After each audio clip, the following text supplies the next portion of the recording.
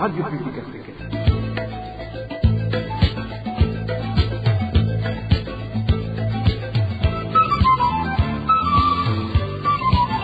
Radio Publique Africaine.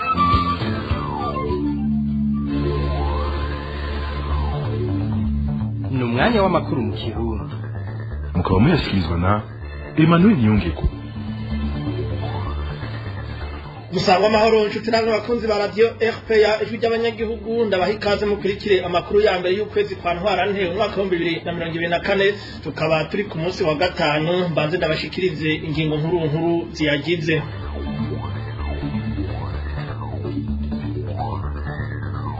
Ikiringo c'amezi 10 cahawe abarundi bahungiye ku butaka bw'igihugu ca Tanzania kugira babe batahutse mu gihugu cabo c'amavukiro uri ntabanduka nkuko bivugwa n'ubujejwe ibibazo by'impunzi mu ntara ya Kigoma mu rugendo ari paragira mu makambi y'impunzi atandukanye muraza kuvyumva.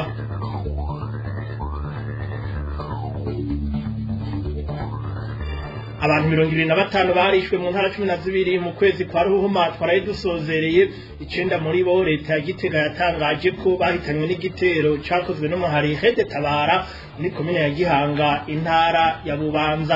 Turabwira n'ibijanye n'imyidogo y'abasivile bakorera mu gisirikare cy'u Burundi basaba leta kubatunganiriza mu mishahara hamwe n'uturusho hisunzwe amapete bagezeko. Mugume hafi mu kanya inkuru imwe mu kwayo.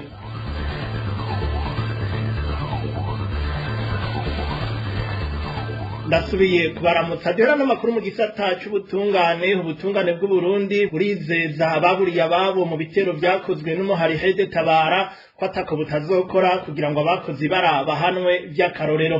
Byashikirijwe n'umushikiriza manza kizigenza wa Republika Leonard Manirakiza ahavuga kandi ko amadosiye y'ivyaha abiri aza yaramaze kugururwa. Tumukurikire. Mwijoro rwa 15 z'ukwezi kwa Ruhuma mwaka 2024 inkozi z'ikibi zigira iterabwoba zihurikiye mu muhari w'iterabwoba Hede Tabara zarateye Iburinga komine Gihanga intara ya Bubanza. Muri ico gitero harishwe abantu 9 harimo abagore 6 n'umusoda umwe. Harakomeretse kandi abantu 5 harimo abagore 3. Kubijanye n'ivyo nonekaye bindi hariho imodoka yari mu kiziga kijanye mu buruhukiro yaturiwe, yindi modoka ni moto vyari bihagaze aho hantu vyaraturiwe. Haranasambuwe kandi ingoro y'umugambwe CNDD FDD. Ico gitero cy'ubunyamaswa gishitse mu gihe hari haherutse kuba ikindi gitero c'iterabwoba nk'ico cyakozwe kwa 22 kwezi kw'icumi na kabiri mwaka 2023 Ivugizo zone Gatumba intara ya Bujumbura. Ico gitero cyahitanye abantu 200 bishwe, muri bo harimwo abene gihugu 19 hamwe n'umupolisi hongera hazimira inkoho yiwe. Kubw'ivyo bitero vy'iterabwoba bibiri haruguruwe amadosiye y'icyaha abiri.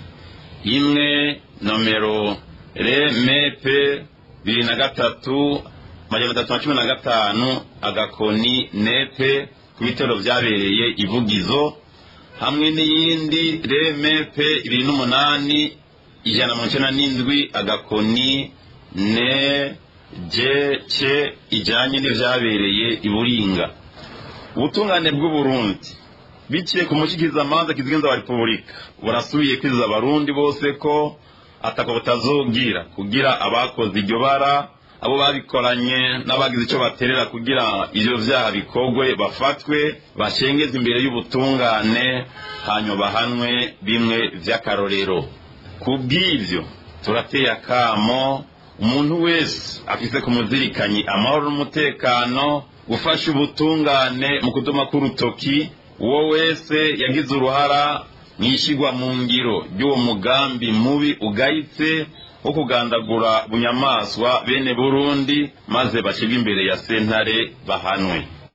Leonard Manirakiza n'umushikiriza amanza kizigenza wa Republika mu bijanye n'umutekano rero mwavyumvise mu ncamake uruganda rwa radio RPA rwarashoboye kumenya abantu 25 bishwe mu ntara 12 mu kwezi kwa Ruhuma twaraye dusozereye muri abo bishwe 9 leta y'u Burundi yamenyesheje ko baguye mu gitero cakozwe n'abagwanyi b'umuhari Fede Tabara idonido na Danicre iratwumva mu ntara ya Bubanza umuharuganye leta y'u Burundi Fede Tabara waragavye ibitero bibiri ku kirindiro c'abasirikare kiri ku ruzi Impanda hamwe n'ikirindiro c'abasirikare kiraho bita kwa Ndomboro hose ni muri zone Buringa muri komine Gihanga hari mwijoro ry'igenekerezo rya 25 z'ukwezi turangije. Leta y'u Burundi yamenyesheje ko hapfuye abantu 9 harimo umusirikare umwe. Urugendo rwa RPA rwashoboye kumenya abandi bantu 16 bishwe mu ntara 11 mu zigize igihugu muri uku kwezi kwa kabiri guheze.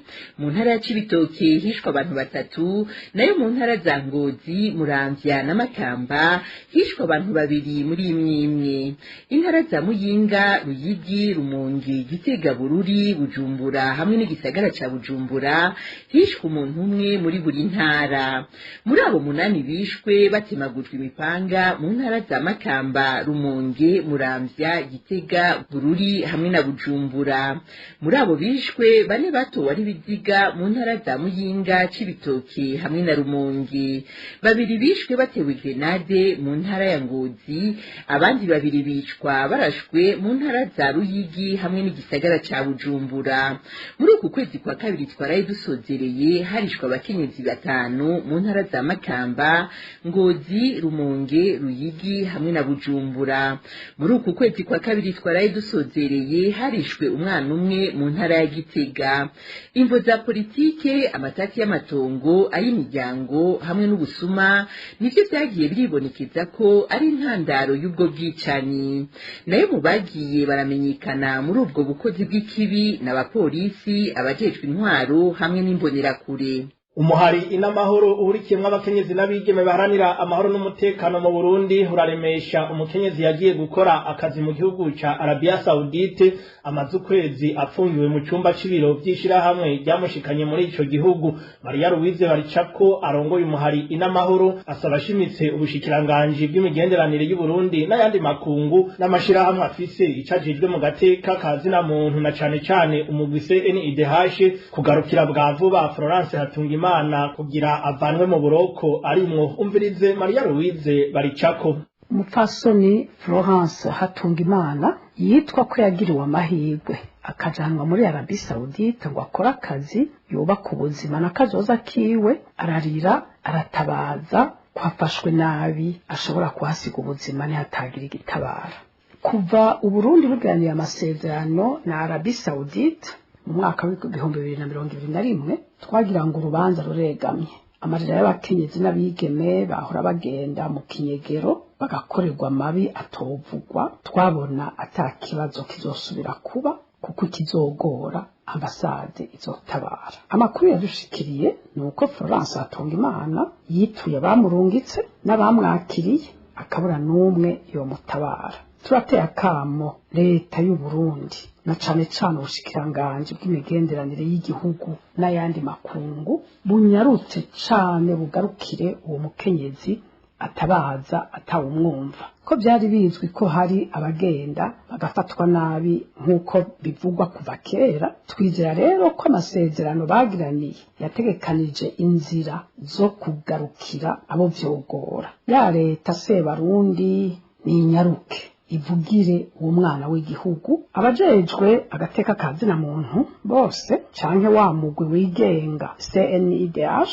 nibahagararira Burundi ntibujana abana babwo mu kaga. Umuhari n'amahoro uraremesheje Florence Hatungimana, twizera cane ko abo bose bafise ico bajejwe muri ico gisata bonyarutsa kugira ngo uwo mukenyezi atabagwe bidatevye.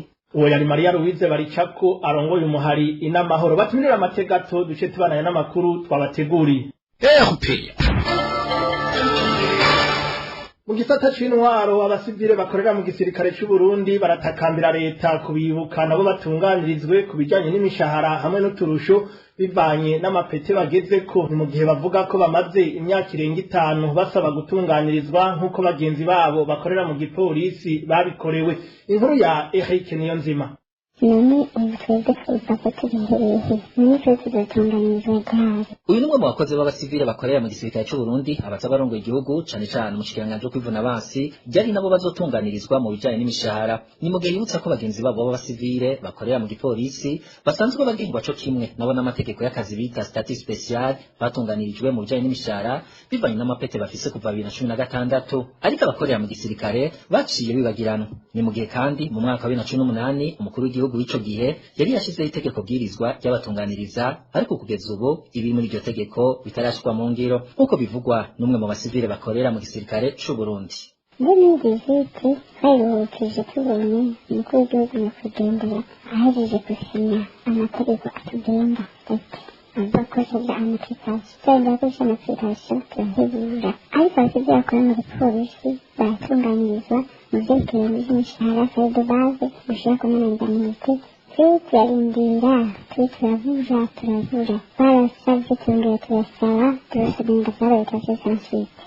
Akababaro ni kenshi rero muri abo bakozi b'abasivile bakorera mu gisirikare cy'u Burundi ngo kuko baravye ko abandi bakozi ba leta bariko baratunganirizwa mu bijanye n'imishahara bo batazi neza umugwi bashizwemwo ivyo bikabatera kwibaza ibibazo vyinshi bitagira inyishu. Ni ubu twifuza ko tubihehe baratwirukanye cyane vyagenze gute Barundi nabinde yuko hariho abana b'Uburundi batatunganirijwe nubwo abandi bariko baririmba ko batunganirijwe hariho no bariko baragira kubera batabona aho gutumbera muri gutumbereze ko serivisi bakaba muri publike ndetse muri spesiale muri twebwe tuzotunganirizwa hehe. Kubw'ivyo abakozi b'abasivile baganire na RPA basaba bashimitse umushikiranganje wo kwivuna abansi Alex Ruben Mutabazi kuva mu gacerera akabasigurira neza ibituma haheze imyaka irenga 5 batatunganirizwa nk'abandi bakozi ba leta. Leta y'u Burundi ikwiye gushira uburyo bukwiye mu gisata c'abamukera-rugendo kugira kizamuke na rirya kiri ku rugero rwo hasi cane umuntu agereranije nuko vyifashe mu bihugu by'akarere. Wakaba ari umwihwezo wa Faustino Ndikumana harongo ishirahamwe Parseme rikangurira abarundi guhindura ingendo n'ivyiyumviro kugira bashike kwiterambere rirama. Uwo muhinga mu bijanye n'ubutunzi aravuga zimwe mu ntambamyi ziri muri ico gisata akanerekana n'ivyo kosorwa. Faustino Ndikumana arongo ishirahamwe Parseme. Igisata c'ingenzi n'ubu turashemeza ko ari igisata cuzanira iterambere igihugu c'u Burundi mu gihe twovyifatamwo neza. Mugabo rero ushaka guteza imbere igisata no kubanza kuraba aho ugeze. Bwa mbere uravye mu karere Burundi bafise cyangwa mu bituma igisata c'ingenzi gitera imbere mugabo tukakibaza kuti kubera iki ariko turonka amahera makava mu bya tourisme. Nko mu vyigwa biheruka birerekana ko ibihugu byose byo muri aka karere usanga amahera ava mu by'ingenzi arenga hafi imiliyoni amajana 5 abana barenze muri yaridi nka za Tanzania na za Kenya mugabo Burundi usanga tukiri mu miliyoni 3 4 5 n'amafaranga make cyane n'ingenzi tugendera zikabane ibyo bikana n'ingenzi tugisata totera imbere kandi imwe bita strategy umugambi wo guteza imbere ivy'ingenzi ugezweho taguma ukurikirana ngende kuratera imbere mu gihugu bakawushiraho kandi bakaza barabarura ku mwaka utaje abajeje kwishira mu ngiro cadre décisionnel bose babona neza yuko ukorana tudashemeye ibijanye n'amategeko y'ubahari byateza imbere iby'ingenzi urabona ko bitarambira neza ku gico gisata cy'isununo ibijanye n'amafaranga ajamwo budget leta amafaranga ishira mu gico gisata gitera imbere ni make cyane uravye mu ntego y'amafaranga tizokoresha intani miliyoni amajana 2 cyangwa amajana 5 ziri muri ico gisata amafaranga make cyane mego gisata kiragiwe amakare tukamenya tuti n'ubwoko bungahe y'ibijanye n'ingenzi z'abagenzi igihugu hari ingenzi ziza kubera ibijanye n'afe udandazwa gukora imigambi y'iterambere hari ingenzi ziza urondera ibintu zogurira ngaha ibintu bijanye n'amaserivisi kwivuza kwiga hari ingenzi ziza kuza gukoresha amanama arasari zo konferanse meza hari ingenzi ziza kuza kubera ibibanza by'iratiro byiza nyene nk'ivya Livingstone aya mashuha ya hehe n'ibindi mukanye n'ubundi leta irashiraho umugambi wo kubiteza imbere kandi igashira mu buryo bwayo kugira ibibanza yanze bimenyekane bikorerwe neza umutekano ukwiye haboneka ibikorwa remezo by'ubagenda kimeze neza ameze neza, umuyagankuba, ivya interinete, inyubakwa zimeze neza. Hanyuma ikindi tugasaba ko leta yogerageza kuza iraraba ibi bibanza ibiza birakunda guhabwa Uburundi mu maklasima, nivuga ngo Uburundi ngo bugi giturire cyane kugira ukana ko umuntu agira kijemwo ivyo bibanza baragenda bakabiraba usanga basishije igihugu rero ko umuntu tujemo kubera gifite ikibanza kitameze neza aho hose kuhagabira kuko ibyo bizotuma igisata c'indenzi gitera imbere. Makuru y'ibidukikije abanyagihugu begereye uruzi Kizingwe ni muri zone Kanyosha komine Muha mu gisagara ca Bujumbura baratewe umutima uhagaze n'abantu bariko barubaka ku nkengera z'ugo ruzi bavuga ko mu gihe kiri imbere bishobora kuzotera impanuka ngo kuko abubaka batariko barubahiriza imetero zisabwa na leta. Iki Chris n'interetse mwidonido nk'uko bivugwa na bamwe mu banyagihugu baba mu micungararo y'uruzi Kizingwe muri zone Kanyosha komine Muha mu gisagara ca Bujumbura, hari bamwe mu banyagihugu bariko barubaka ku nkombe z'urwo ruzi kandi badasiga imetero 5 zisabwa na leta. Ivyo bikaba biteye impungenge abanyagihugu ku masanganya bishobora guteza muri kazoza. Uyu munyagihugu wa mu Kanyosha aravyigana. Hari ikibazo cy'abantu bariko bubaka ku nkengera z'inzuzi za Kizingwe kandi bariko barahubaka bahasatira cyane ku buryo atari metero 5 usanga zisigaye ku manga y'inzu. Igitangaje nk'uko umunyagihugu abandanya bivuga ngo nuko ayo makosa ariko arakorwa abajejwe intwaro barorera ndetse bamwe bakanabitangira impusha. Ega asanga n'abajejwe intwaro kandi abikoranye bene aho bakahagurisha bidaciye mu mategeko bakagurisha no muri za metero leta itegekanya gusigaza inzuzi kandi abajejwe intwaro bakabasinyira bakanabaha n'impusha zo kubaka. Abanyagihugu bo muri zone Kanyosha basaba abajejwe intwaro ubushikiranganji mu byo bujejwe harimo inyubako hamwe n'ubw'ibidukikije guhagarika bwa vuba abo bantu bariko barubaka hadakurikijwe amategeko mu ntumbero yo gukinga amasanganya yo mu gihe ca kazoza. Nubwo biruko amakuru ava muri bamwe mu bakozi ba komine Muha avuga ko ico kibazo kitari kizwi ariko ko kigiye gutohozwa kugira ngo amategeko akurikizwe.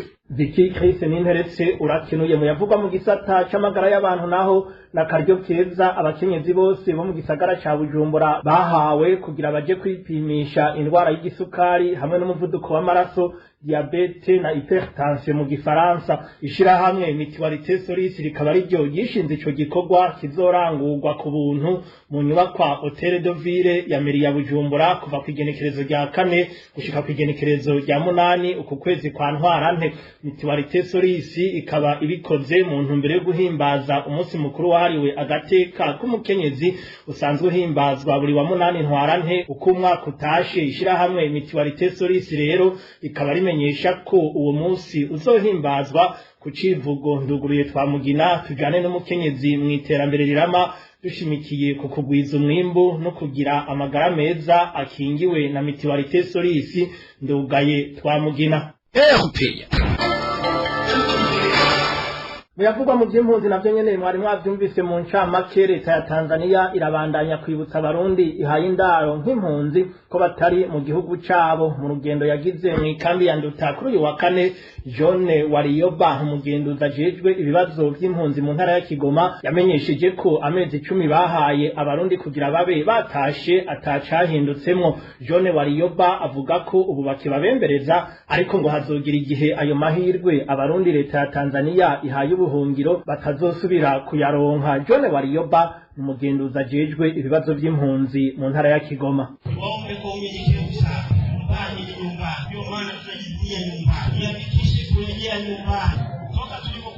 Ndabasabe nciye bugufi cyane imuhira hazoguma ari muhira nico gituma tuhishimira muyandikishe rero kugira mutahe kuva mu mwaka uheze twari twasekeranye ko igihe cyo kwiyandikisha abaza gusaba gutaha kizomara amezi 12. Leta y'u Burundi rero ikeneye abantu bayo yifuza ko kugera mu kwezi kw'icumi muba mwatashe mwese. Ubu rero tuvugana amezi 2 aramaze guhera bisigura ko dusigaranye amezi 10 kugira mube mwatashe. Mbonereho gusaba abo bose bafise icyo bakecwe mu mashirahamwe afasha impunzi ntihagire abatanga ubutumwa buciye ku bintu canke ngo mubahende mubemerere ibyo mudashoboye.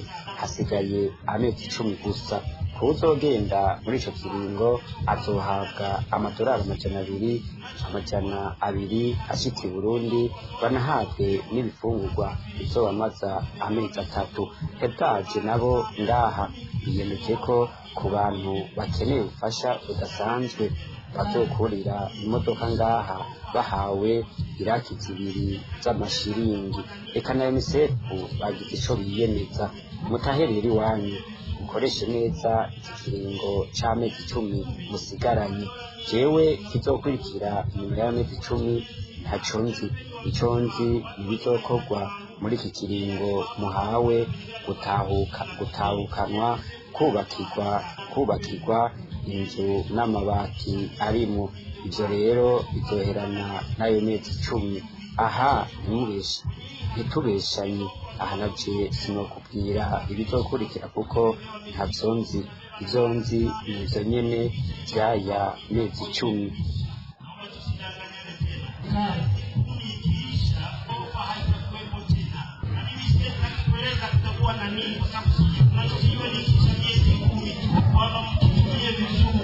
Leta ya Tanzania rero yifuza ko guhera muri uko kwezi impunzi z'abarundi zitahuka ziva ku gitigiri c'1,400 zikaja ku 2,000. Abo barundi bagasabwa ko ako karyo katobacika. Dusubire twumvirize John Warioba, umugenduzi ajejwe ibibazo by'impunzi mu ntara ya Kigoma. Kwenye makubaliano ya awali walikuwa wanataka kwa wiki warudi watu 1,400 kuanzia mwezi ujao wale watu 2,000.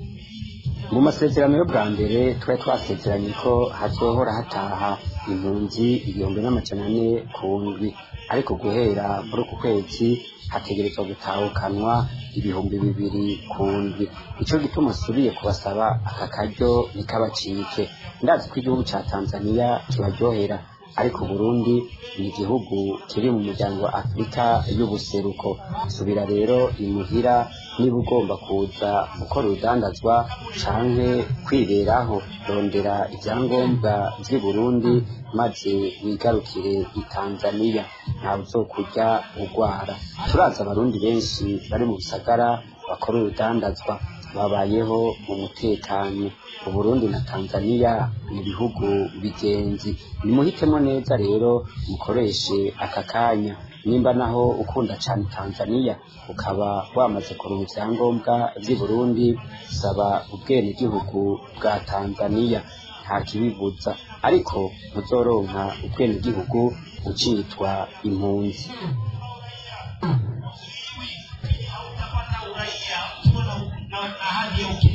Ubutumwa nk'ubwo rero John Warioba akaba yaheruka kubutanga ku mpunzi z'abarundi ziri mu ikambi ya Nyarugusu mu minsi 10 iheze gushika ku igenekerezo rya 31 Kigarama umwaka uheze w'2023. Icegeranyo c'ishami rya ONU gitaho impunzi kw'isi HCR cerekana ko muri Tanzania hari hasigaye abarundi b'impunzi bangana 111,708. Hagati aho rero amapikipiki atari make y'impunzi z'abarundi yafashwe n'igipolisi mu ikambi ya Nyarugusu iri mu gihugu ca Tanzania yarapakiwe ikamyo muri ino ndwi ajanwa mu kibanza kitazwi. Impunzi zaho muri iyo kambi zikabona ko ari ubusoma bwenyuje buje bwiyongera ku gatotezo bagirirwa kugira bikunde bomoke. Abo barundi basabye indaro mu ikambi ya Nyarugusu bagasaba ko ayo mapikipiki yogarukanwa agasubizwa beneyo. Elvis niyo mwungere adushikane aho mu ikambi ya Nyarugusu. Ayo mapikipiki y'impunzi z'abarundi yajanywe mu kibanza kitazwi yafashwe n'igipolisi hari haheze nk'amezi 4. Isoko ryacu aho muri iyo kambi ya Nyarugusu bimenyesha ko benezo bagerageje kuzigombora biranka. Izapikipiki hafashwe zagirizwa ko ari impunzi gusa nta rindi kosa, ntizarenze inkambi, ntizagonze, ntizapakira ibirenze, ariko zafashwe n'abakora mu biro vy'umukuru w'ikambi. Baca baragenda kuzifunga bazitwara bimwe mu vyumba bakoreramwo bazugaranirayo, ibindi babishira mu makontineri abiri. Igifashwe baratanze amafaranga barasaba ko bozihabwa birananirana. None rero igiteye amakenga kuva ku munsi wa mbere batanguye kuza kuzitwara bagitwara mu kibanza kitamenyekana. Isoko ryacu rimenyesha ko abasunguzungu bajejwe umutekano bari hagati ya 8 na 13 aribo bayapakira inyuma y'amasaha y'akazi. bayuriza mu modoka y'ikamyo ifutswe n'ishitingi mu kugenda ikikinga gahumbezi. Gutwarwa n'imodoka itagira plate iraza igashikira ku biro vy'urongoye inkambi bakazipakira inyuma y'amasaha y'akazi ni ukuvuga kuva isaha 11 z'umugoroba kugera saa moya y'ijoro imodoka ije kuzipakira ikigenda ikarorera ku gituba c'igipolisi aho naho nko ku metero 200 hanyuma ikabona kuzitwara inyuma y'inkambi ahatazwi ku munsi twari inshuro zibiri yatwaye ku wa mbere twara ku wa kabiri no ku wa gatatu. Izo mpunzi zaho mw'ikambi ya Nyarugusu zisaba ko ayo mapikipiki yogarukanwa agasubizwa bene zo narijya muri bo harimo abimirije guhunguka ku bushake.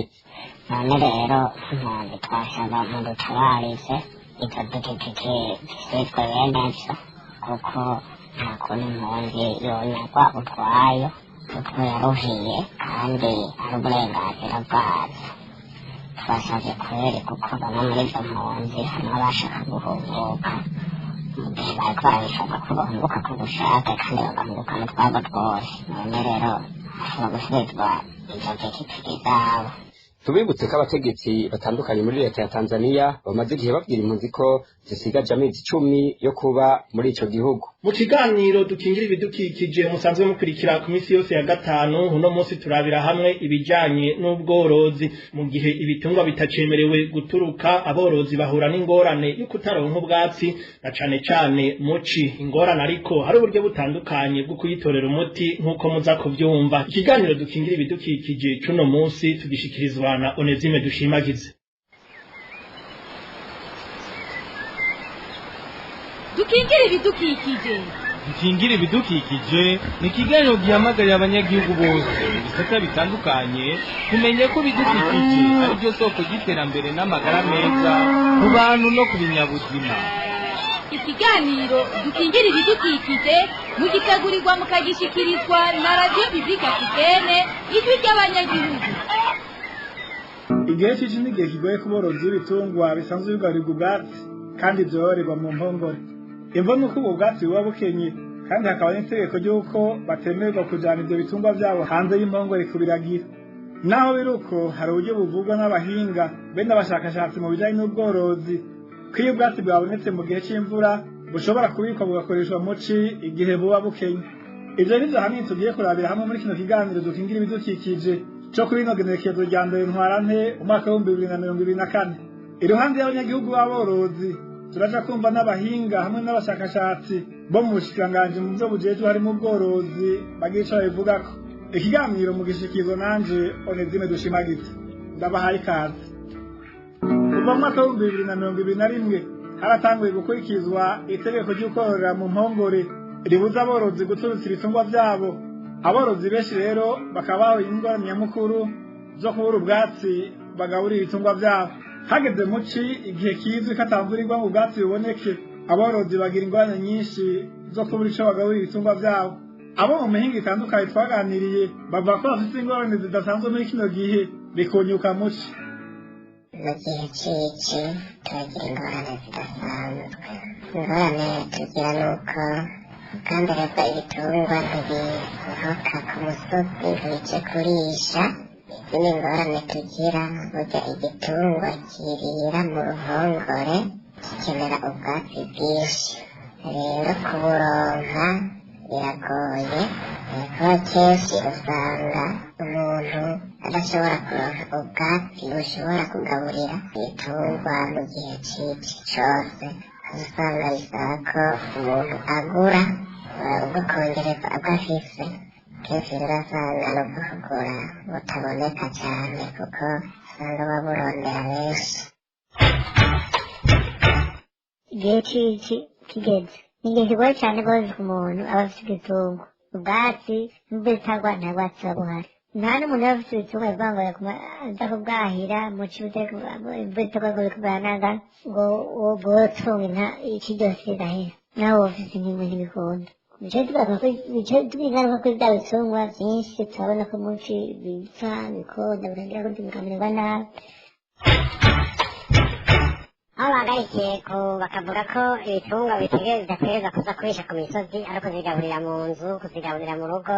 Amatungo rero arivyo bitungwa birafite ikibazo cyane rwose kuko ibyo ngo byorohere twebwe aborozi rero kuva icyo gihe aho batuburije kuziturutsa ngo zishyire ku musozi turazahirira n'ibyo nk'ubu mu gihe cy'urushana turazahirira tukazigaburira mu rugo ariko rero igihe cyo kuzigaburira bica usanga tutagishobora gutunga ibitungwa byinshi kuko bisaba kugaburirwa mu ntuze mu ruhongore usanga yatunze ibitungwa byinshi birakugora bifatiye ngaho twaba dufata ibi byatsi tukabishyirako merase iyo merase nayo inka zikaba zibirya neza nayo merase nayo ntitukironka kubera ingorane zo tukagira nuko merase iva muri sosumo ivuye muri sosumo nayo ihingura ry'ibikaju ariyo biva mu isukari irafite ikibazo irafite ingorane z'umwimbu muke bafise kubera iratera isubira inyuma mu gihe aborozi bavuga ko bitaborohera kuronka ubwatsi bw'ibitungwa byabo cane cane muci kandi hasanzwe itegeko ribabuza guturutsa ibitungwa byabo hari ubuhinga bukoreshwa mu kubika ubwatsi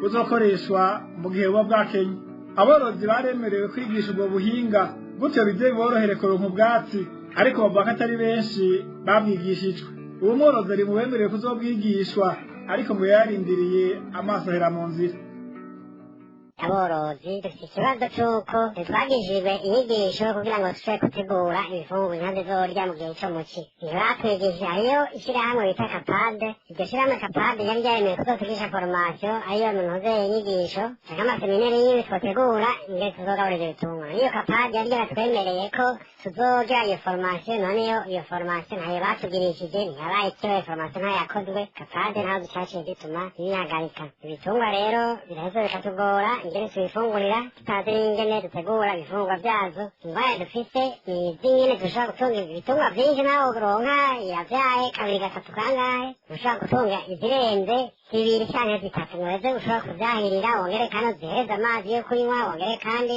uje kurondera ivy'abana bafungura wongere kandi uje kurima mu ndimiro canke uje kurangura n'imigambi biraheza bigaca bigorana tuguma muri vya bibazo rero vy'ubworozi nyene tworora twabishaka twabikunda aborozi rero burya ntitworohewe turagumiwe aho hasohokera iryo tegeko ry'uko ibitungwa bitazorisha bitazoja ku misozi bitazoja mw'itongo birishe ariko bigaburira mu kiraro aho birara ingorane zozo vyazo tukazigira kubera bijanye n'amikoro make uburyo buke dufise bijanye n'ubukene dufise ayo mafaranga rero yo kuzigaburira no kuzikurikirana ntageze ngo turonke ibibazo dufise ku bworozi usanga umuntu yari gutunga zitanu zitandatu zirenga zitatu usanga umuntu atabona vya bibazo vy'ingene zigabura n'ingene zitunga usanga rero ingorane ziguma ari uko uwo munyagihugu yahora abura hari itoborera canke nyene agatinya no kuritobora kubera gutinya umutura k'umutwe butaratamanzura iyo yiteye mu ngundu y'igitoke canke iyo yisakiye mu gisaka aho naho atari karakinjakinja mu mukenkekenke ukamuha imikoro akabona kwikora mu gahogo nshuti bakunzi ba herupeya tubashaka mu kiganiro dukingira ibidukikije mu Burundi no mu bindi bihugu vya Afrika harakunda kwibonekeza y'ubwatsi cane cane muci mu Burundi igikorwa cyo kubika ubwatsi iyo ari bwinshi mu gihe cy'agatasi kugira buzokoreshwe muci kiramaze igihe gitangujwe canke gikorwa naho twumvise ko atari aborozi benshi bazi ko bikorwa bamwe mu bahinga bo mu bushikiranganje mu byo bujejwe harimo ubworozi bavuga ko ubwo buhinga bushaka gukoreshwa mu buryo bubiri hano muhinga wa mbere atangura tubwira ko ubwatsi bushobora kubikwa hakoresheje ico bita iforoma ubundi nawe akavuga ko bushobora kubikwa mu binogo ni ubuhinga bwo kubika ubwatsi dukoresheje ibikoresho nk'umugozi cyangwa ikiziriko tugakoresha iforoma hamwe n'ubwatsi ni ubuhinga rero butagoye cyane busaba gusa ko ubwatsi buba buhari ni ukuvuga tuba dufite ubwatsi turabutema hanyuma tukabucisha ku kazuba tukabwanikira hanyuma bukamera nk'ubutaye amazi bugabanuka amazi hanyuma tuba dufite iforoma nabivuze tuca dufata tukabutekera muri ya foroma tugatsindagira neza tukabutekera tugatsindagira neza tugaca tububoha tugaca tububika harakenerwa kwimba ikinogo hagakenerwa gutegura ubwo bwatsi ushaka kubika kenshi na kenshi hari igihe haba ari ibisakumu hari igihe haba ari urubingo ubwo rero nabwo busaba gutemagurwa cyane rwose tukabuduhimba duto duto cyane kugira tworohe gutsindagira rwose iyo uriko urabikora bisaba gutsindagira kugira impwemu ziri hagati zose ziveyo ko zituma ubwatsi bubora kandi natwe tuba dushaka ko butabora ubwo bukaba bugahingurwa. Rero iyo turiko turabikora ibintu bitatu dutinya n'ibi: dutinya amazi, tugatinya impwemu, canke tugatinya n'ivu. Ivyo navyo bituma ubwatsi bubora tudashaka ko bubora.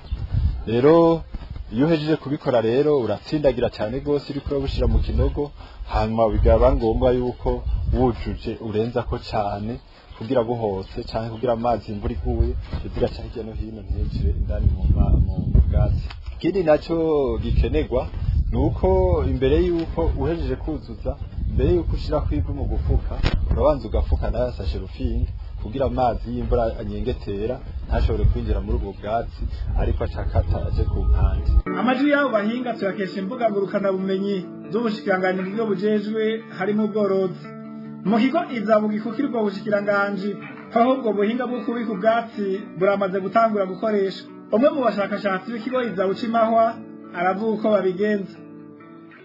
Turiko turabubika rero biragira akamaro kuko harya ubwatsi buba bugiye gukena tuca dufata tukarura tukabihereza inka, kandi ikindi harya ubwatsi buba bugiye kuzana ibiti tuba turiko turafasha yuko ubundi bwatsi bumera, kandi bigaca bituma inka zamazirya ubwatsi buremvye kandi bumeze neza. Rero turafata mu murima tugaca nyabwatsi, iyo bweze tugaca tubuzana aha mubona, hama tukaba dufise ikinogo gipima nk'imetero ikimubona nk'imetero 6 kuva hasi no kuduga. Rero ico kinogo turagitegura, murabona ko iki kiriko amabuyi, twagiye turashirako amabuyi mugabo hasi ntihasimanse. Nukubera iki gituma hadasimanse? Urumva ubwo bwatsi turabukata, tumaze kubukata tuca dufata twabahejeje ubwo bwatsi kubukata tukaja dutegura ikinogo. Ico kinogo turagitegura tukaja dufata ishinge tuca dufata tukarishira kuri nyakinogo aho munsi kugira ngo ivyo vyatsi tuba twaseye ntibize guhurirana n'ikinogo, ntibihurirane n'isi kugira ngo ivyo vyatsi ntibizobore. Hanyuma rero hose bihaba hakikuje ivyo vyatsi no hasi. Rero ko bashirayo nyavyatsi biseye niko baguma batsindagira kugira ngo banke yuko impwemu zijayo. Zigiyeyo urumva bica bituma ivyo vyatsi bica bibora. Tuguma dushirayo dutsindagira gutinda bishike ngaho. Bishitse ngaho aha mubona ikinogo kigera, tuca turondera ibiti tugaca tubishinga hirya no hino. Tubishinze tugaca dufata ivyo biti tugaca tubibaratisha n'imigozi. Iyo migozi niyo tuca tugenda turashirako nyavyatsi, ivyo vyatsi mubona, hanyuma tugaca tushirayo nyavyatsi tugaca tugenda turatsindagira mpaka kikaduga hejuru. Aha musanze caramanutse, ko kimanuka ivyo biti niko tuca tubikata tukaja turara mu gatondo canke ku kagoroba ahantu haduga umuhishi tugaca dushirako ibi. Aha rero uko hazoza araca iminsi kizomanuka itinde gishike ngaho kuko aha twagejeje. Mu gihe aborozi batacemerewe gutuza ibitungwa byabo mu Burundi, hakaba hari ubwo buhinga bwo kubika ubwatsi bwabafasha mu gihe cyo muci. Tukaba kandi twumvise ko ubwo buhinga buzwi na bake. Aborozi bose twaganiriye barafite icifuzo, ico naco akaba ari ubwo buhinga bwo kwigishwa mu bice byose by'igihugu. Ubuhinga bwo kubika ubwatsi bugirira akamaro kanini abarimyi borozi kuko ibitungwa bandanya bibaho neza mu gihe cyo muci, bikaronka ubwatsi bishobora kurya kuko biragaragara ko mu gihe c'ici ibitungwa birananuka cyane mu kubura ubwatsi ko muci ata bwatsi buba buriho. Twasaba yuko ibyo bohindura ingendo bafashe ingingo bakigisha abantu ukuntu bifata, ukuntu babika, bakaronka inyigisho ukuntu bazobika ivyo vyatsi birotuna muci. Ivyo nta vyabaye gushika uno munsi. Twumvise umukuru w'igihugu yahari ubu yazanye ibintu vy'inkwavu, n'izo nkwavu nta nyigisho zaronse abanyagihugu. Tuti bakunzi b'ikiganiro dukingira ibidukikije, ni kuri ivyo vyifuzo vy'aborozi b'ibitungwa tugisozereyeko. Twariko turabira hamwe ikibazo c'ibura ry'ubwatsi ku borozi, cane cane muri kino gihe batacemerewe guturutsa ibitungwa vyabo, hamwe rero n'ubuhinga buvugwa bwo kubika ubwatsi bashobora gukoresha mu gihe buba bwabuze cane cane muci. mwumvise kandi ko nabwo ubuhinga bukoreshwa mu Burundi atari benshi barawumenya. Tubashimire mwese mwadukurikiye kuva gutangwa kino kiganiro gushika kirangira. Shimire kandi aborozi batuganiriye ntibagiye kandi n'abagenzanje twafashanije gutunganya kino kiganiro. Onezero dushimagiza nakunda kibashikiriza ndabasezeye ndayifuriza kororanirwa. Ndabahe n'indi sango ku wa gatanu za mu kindi kiganiro. Cari ikiganiro dukingira ibidukikije, ikiganiro mutegurirwa mukagishikirizwa na Radio Publique Africaine, ijwi ry'abanyagihugu ku minsi yose ya gatanu.